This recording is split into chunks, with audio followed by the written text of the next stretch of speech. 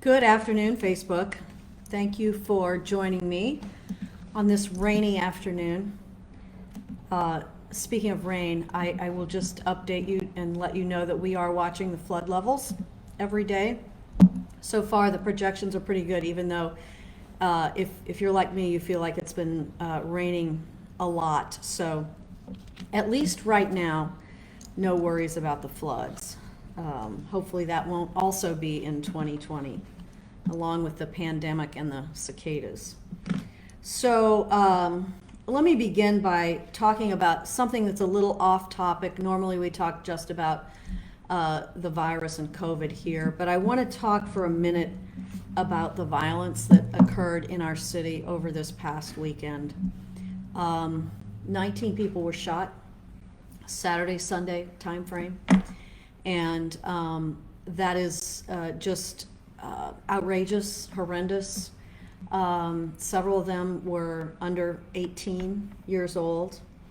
And our police department, of course, is trying to solve those murders, those shootings, the several murders and those shootings. 19 people were shot, 4 people died.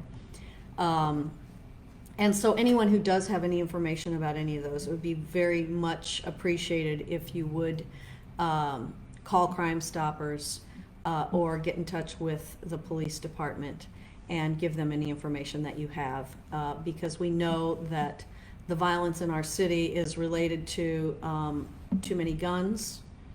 It's related to personal disputes most of the time. Disputes about drugs, not always, but often. And when you have this level of violence, or perhaps any level of violence, but when you have this level of violence, it also often leads to retaliation. So it is important to the, as much as possible, that we're able to make arrests in these cases, because we want to avoid additional retaliation and additional violence in our city. Now, along those lines, I want to give you a quick update on Cure Violence. At a future one of these, I'm going to have Dr. Eccles here to talk about this, but he's tied up in another meeting today. And so I want to just give you a bit of an update on Cure Violence. You know that last fall, we said that we were going to embark on the Cure Violence program, which is a program where they hire interrupters to go into neighborhoods, fairly small geographies, roughly 10 blocks by 10 blocks, that sort of a size, and try to work with the folks who are there who maybe have been victims or who have been perpetrators, and try to interrupt that violence cycle. So there are 3 neighborhoods that we've targeted: Wells Goodfellow, Walnut Park, and Dutchtown. And the first neighborhood that we've done the hiring for is in the Wells Goodfellow neighborhood. Employment Connections, some of you are familiar with them. They are actually going to be implementing the Cure Violence program, along with consultation from Cure Violence out of Chicago. Marcus, the lead there, was in town here last week, I believe it was, right before the holiday. And Employment Connection has hired all the folks that will work on this Cure Violence team in Wells Goodfellow. And they expect them to be on the ground, meaning on the streets in the neighborhoods, next week or the week after that. They're all going through training and that sort of thing now. The other thing is, of course, so that's the first real kickoff, if you will, of Cure Violence. And then the other 2 sites, which will follow a little further behind, Walnut Park and Dutchtown, there we have done requests for proposals for someone to operate those 2 sites. Those proposals are being reviewed now by the steering committee, and within a few weeks we will know what entities awarded the contract to implement Cure Violence in those 2 neighborhoods. So Cure Violence, and I have said this before, it's not the cure-all. It takes a lot of different things working to stem the tide of this violence. And we have, over the last 3 years, the violence has gone down a little and up a little, and this year it's right about steady with last year. That's not a good situation at all, but we know that there's very easy access to guns in the state of Missouri. Anyone can carry a gun anytime, anywhere, whether you are an adult or whether you are a child. The only folks who can't carry guns or legally carry guns are convicted felons. So that's certainly an issue. Another issue is lack of police officers. We are 142 police officers short of our authorized strength. That number has been like that more or less for the last 4 to 5 years. We actually have a class graduating, a recruit class graduating tomorrow night, 29 young people who will become police officers tomorrow night at the graduation. But that is 29 new folks, but we'll have more retirements and that sort of thing. So that's not, it's great, but it's not enough to make up the difference for being 140 officers short. We know that there are a number of reasons why we're short. One of them is better pay in other jurisdictions. One of them is a requirement to live inside the city. We call it residency requirement. And it's the recruiting, not being able to recruit out of St. Louis County, that is one of the things that we think is the most detrimental to being able to increase the number of police officers. So there are a lot of things at work here, but I think it's fair to say that, you know, this violence, which in some ways has taken a little bit of a backseat headline-wise while we're in the middle of a worldwide pandemic, is still something that's very top of mind here in my office, and I know in many offices. And so I just wanted to update you on that. I wanted to recognize the situation. I wanted to update you on Cure Violence and ask for your help in terms of, if you know anything, to please work with the police so that those individuals who perpetrate that violence can be brought to justice. So thank you for that. I thought it was important to cover that. Now we'll go back to talking about COVID. I hope you didn't mind that slight variation today.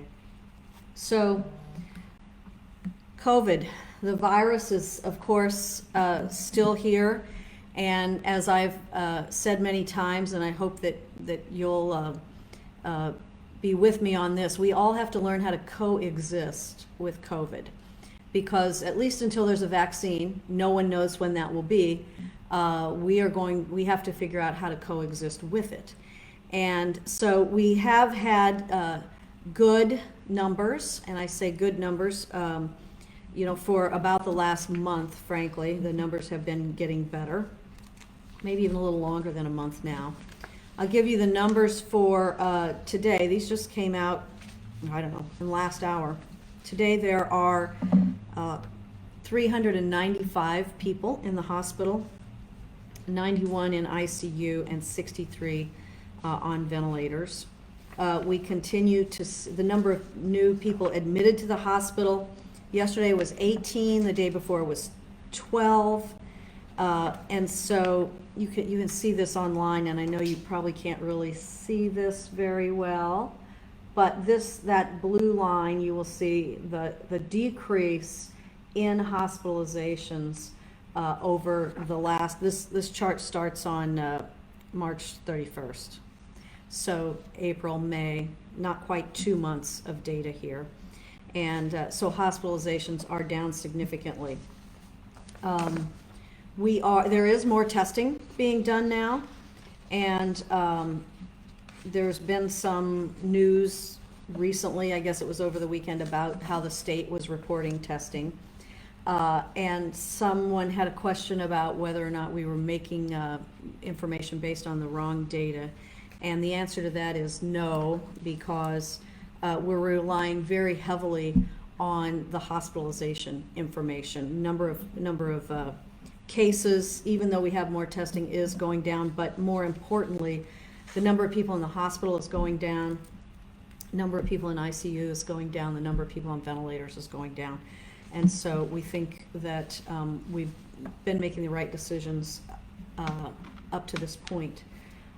I would be remiss if I didn't talk for a minute about what you've seen all over the news. I don't think you could have missed this. And that was the pictures from the bars, the pool bars at the Lake of the Ozarks, where there was a large group of people not socially distancing, nobody wearing masks. This was over the weekend, and Memorial Day weekend, of course. And so that has made a lot of headlines, unfortunately, around the world. And, you know, my thought about that is just that how risky that behavior is. And the folks that were there, I'm sure were there trying to have a good time, maybe not thinking about social distancing and masks.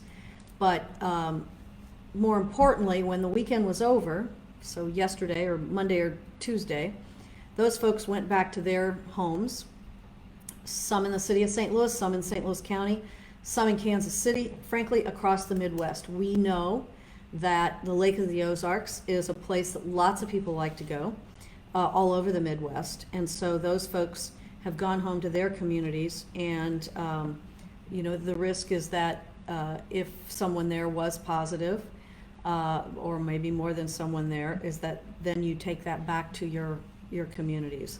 And you know, of course, don't want them to get sick, and we don't want them to bring it home to their families, their co-workers, their friends, their grandma. And so that risky behavior is just something that hopefully we won't continue to see. We've got to rely on people to make good decisions, and we've got to rely on businesses as well to control the amount of people that are in their businesses. Because while we try to coexist with COVID, that means the pathway to both having businesses open and to staying healthy, that pathway is right down the center of social distancing, mask wearing, hand washing. That is our path to being able to keep businesses open. And when you keep businesses open, it's about the people who work there as much as it is the business. Because when those businesses are not open, you have a lot more people who don't have jobs. People need their jobs. They need to go to work.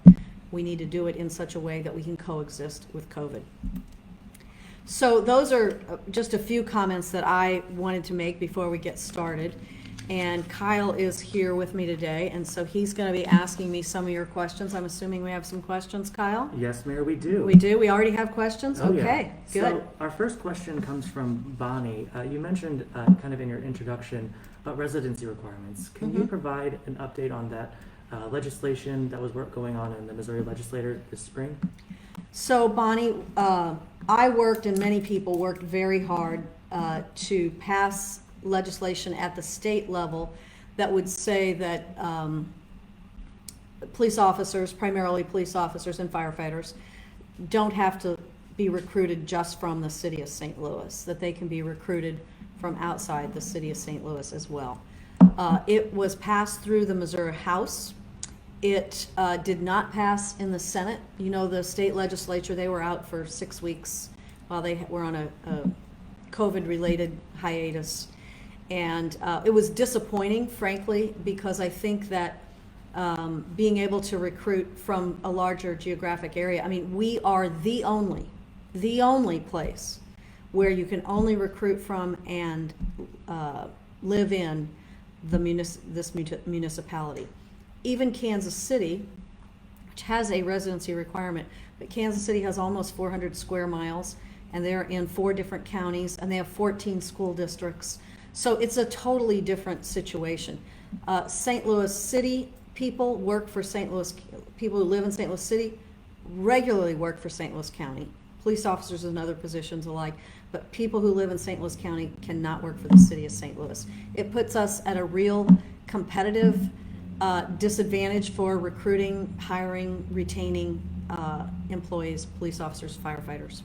So that's the situation. I should mention that there is an alderman now who last week introduced a bill to put residency on the ballot in the city of St. Louis. I don't know where that bill will go. I don't know whether it'll be passed or not. Meaning, when I say put residency on the ballot, I mean lift the residency requirement. So.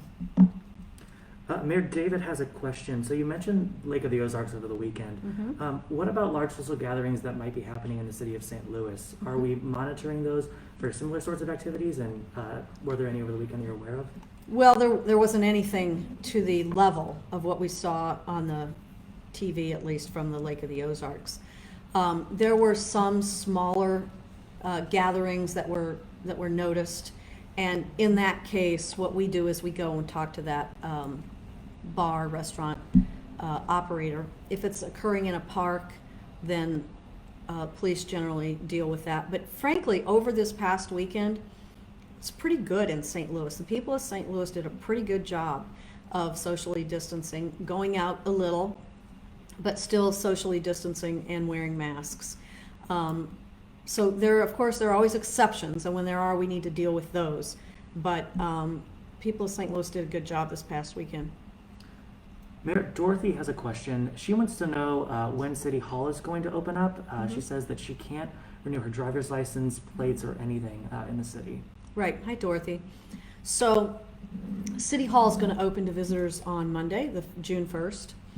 You will, when you come to City Hall, if you need to come to City Hall, and let me back up and say, probably you can do all of that online, Dorothy. I mean, you can renew your plates, you can renew your driver's license, you can get a personal property tax receipt if you need that. So you can probably sit down at your computer today and do that. But if you can't and you actually need to come into the DMV, Department of Motor Vehicles office that's on the first floor of City Hall, then when you come in on the Market Street side, you will be asked for your name and your phone number. Well, first you'll be asked, who you're going to see. You'll say, I'm going to renew my driver's license or my plates. And then what's your name, what's your telephone number. If it's already busy in the DMV office, you're going to be asked to wait in your car, and they will call you when it's within a couple of people of you getting to the front of the line. And we're doing that so that we just don't have a bunch of people bunched up in City Hall, waiting in that hallway, if you've been there before, outside the DMV office, because has to be social distancing. You also have to wear a mask when you come into City Hall. So bring your mask with you. Mayor, a bit of a follow-up question on that. You mentioned Monday City Hall will start to reopen a bit. Does that also apply to city courts? It does not apply to city courts, because city courts really run from the Missouri Supreme Court down to the Circuit Court to the Municipal Court. So no, city courts are not opening on Monday. Now, maybe you want to come in and pay a fine or do something like that, you'll be able to do that. But there will not be any court beginning Monday. Just like the circuit courts, for those of you that have been called to jury duty, and I've heard from a few people, jury duty is not really starting until towards the end of June. And so they're still working out how they're going to do that. So. Mayor Gabriel sent in a question prior to this and wants to know, he doesn't own a mask and he's being denied entry to many places where he needs to buy essential items. He wants to basically know, why does he have to wear a mask? Well, we strongly recommend that you wear a mask, because a mask keeps you safe and it keeps other people safe from you. This is a mask that I wear regularly. I've got a collection of them here. And many businesses, most businesses I would say, are requiring you to wear a mask. If you don't have a mask, it's very easy to, I bet you have a bandana, I bet you've got an old t-shirt, you've got something that you could make a mask out of, or you could buy a mask. Or if you're coming to City Hall and you don't have a mask, we'll give you one when you come in, because we think it's an important thing to do. Mayor, Brett has a question about restaurants. He wants to know what the current limits on seating capacities are, and when you see those restrictions getting loosened at all. So Brett, in the city of St. Louis, in restaurants, the restriction is that they have to place the tables at least 6 feet apart, so that the folks sitting at the table are 6 feet apart. That's the restriction. It's in restaurants, it is not a restriction of 10%, 25%, 50%. Restaurants are, depending on how their space is organized and how they can place their tables. In addition to that, most of you know, if you're a regular watcher of this, that we are trying to help restaurants gain access to additional outside seating. Many people believe that you're better off to be seated outside than inside an enclosed room.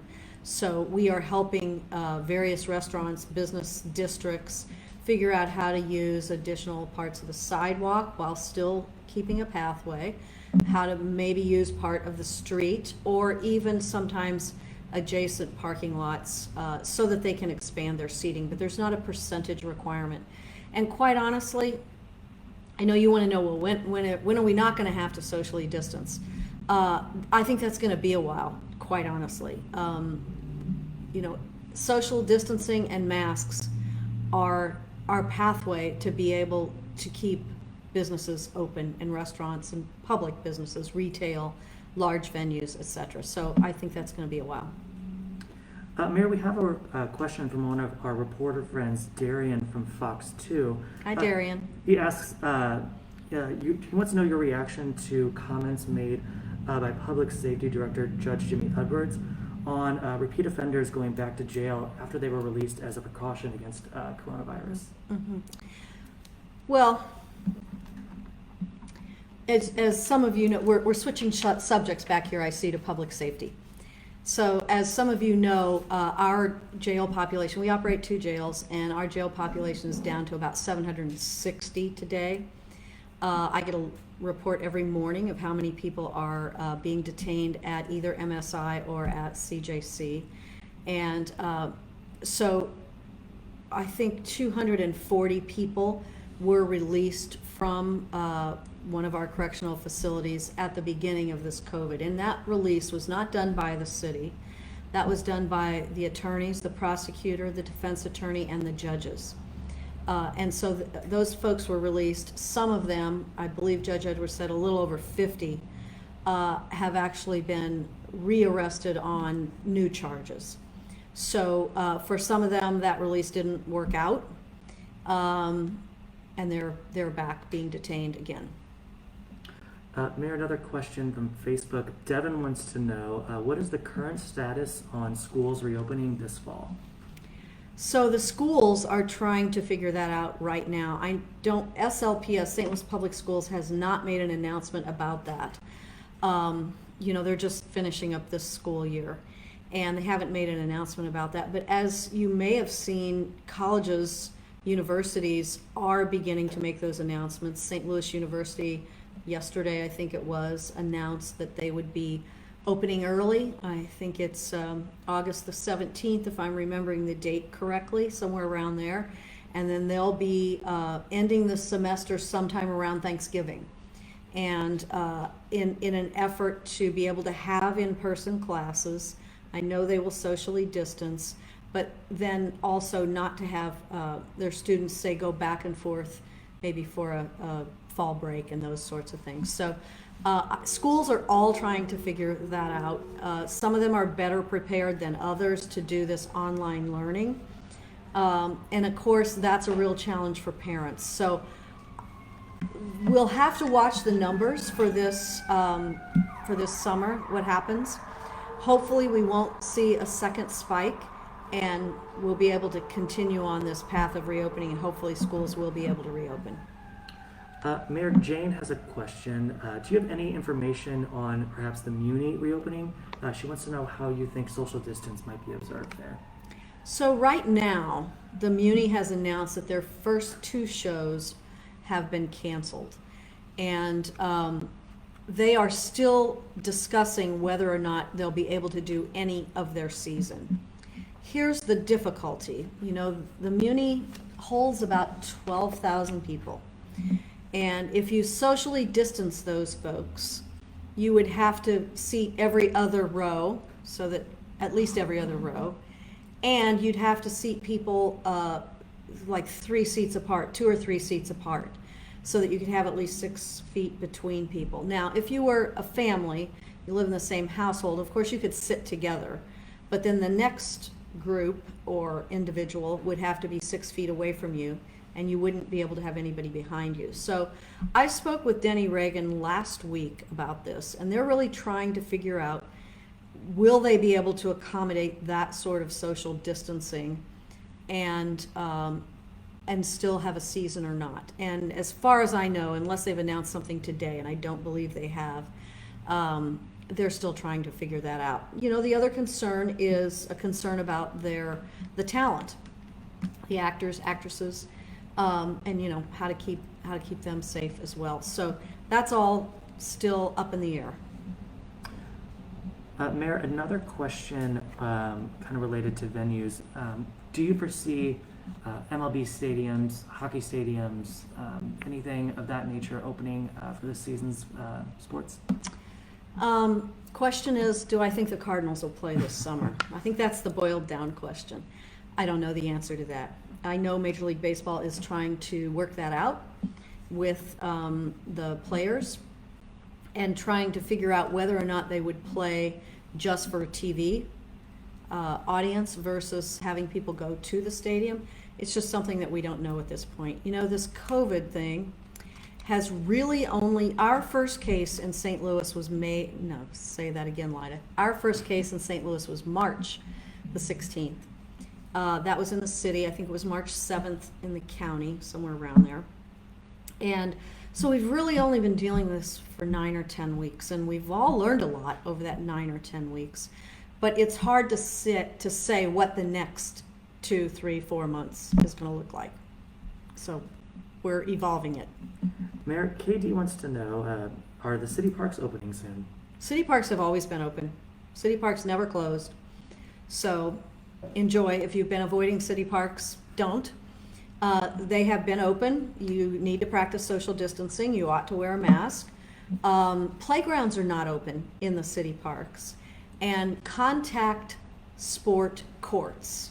So basketball, pickleball, soccer, those are not open.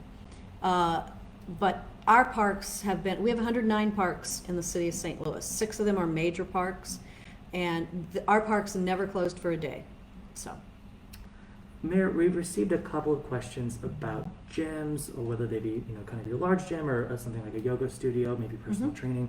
Can you give any update on what the city's guidance is going to be looking like for that? Yes, we issued those guidelines last week. So go online. They are included in Health Order number 9. And what it says is that gyms, yoga studios, Pilates, dance studios, that group of businesses can open on June 15th, provided they follow the guidelines, which have a lot to do with social distancing, cleaning, sanitizing, that sort of thing. So provided they follow the guidelines and provided we don't have another spike by June 15th. All of these dates that we put out there are all, we're all hoping that we don't have another spike and have to change those. But June 15th is the date that gyms can open. Check out the website for the guidelines. They're quite detailed, and I think you'll find them helpful. Mayor, a question from St. Louis Public Radio. Corinne would like to know, one, what challenges has the city encountered so far with businesses reopening? And 2, have crowded restaurants or bars been an issue so far? Hi, Corinne. How are you? So, it was just a week and 2 days ago, Monday the 18th, that we allowed restaurants, retail, offices to reopen. We lifted the stay-at-home order, and we allowed those businesses to reopen, provided they did social distancing, and provided all the employees wore masks. So to date, I have not seen a lot of big issues with the businesses in St. Louis. I will say that I think one of the issues is that the public has been reticent to go back out to businesses as well. So, businesses can open with restrictions, but the public has to be ready to go also. So there's been a bit of a balancing act there. And I don't think that's necessarily a bad thing. Everybody has to get used to these new requirements, and going slow on this is not a bad idea at all, because none of us want to see an increase in cases or an increase in people in the hospital. So far, so good. Mayor, just time for a couple more questions here. Patty wants to know, When will wedding reception venues be allowed to open, and with what capacity do you see those opening? So wedding venues, reception venues, normally fall into a category called large venues. Again, their regulations, their guidance rather, is out on our website. It's part of order number 9. And those large venues are allowed to open on June 8th. So that's about, 10, 12 days away, 12 days maybe.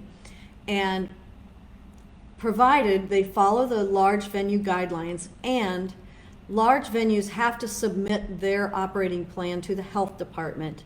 The health department will review it, work back and forth with the venue on the guidelines.